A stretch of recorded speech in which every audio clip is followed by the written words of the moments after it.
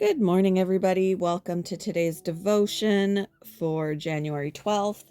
Today's devotion is titled A Knowing Eye. The Bible reading is from Psalm chapter 32, verses 1 to 5 and 9 to 11. Blessed is the one whose transgressions are forgiven, whose sins are covered. Blessed is the one whose sin the Lord does not count against them, and in whose spirit is no deceit. When I kept silent, my bones wasted away through my groaning all day long. For day and night your hand was heavy on me. My strength was sapped, as in the heat of summer. Then I acknowledged my sin to you and did not cover up my iniquity. I said, I will confess my transgressions to the Lord, and you forgave my guilt. No, and you forgave the guilt of my sin. Do not be like the horse or the mule, which have no understanding, but must be controlled by bit and bridle, or they will not come to you. Many are the woes of the wicked, but the Lord's unfailing love surrounds the one who trusts in him. Rejoice in the Lord and be glad, you righteous. Sing, all you who are upright in heart.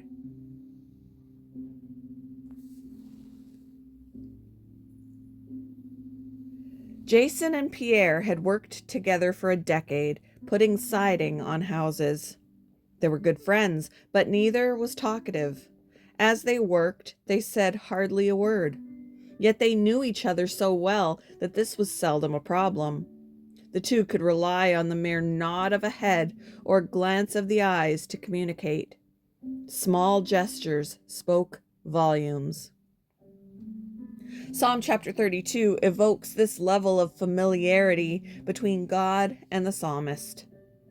One version renders verse 8 this way: I will guide you with my eye. God isn't looking from afar. He's a loving father working in partnership with his child.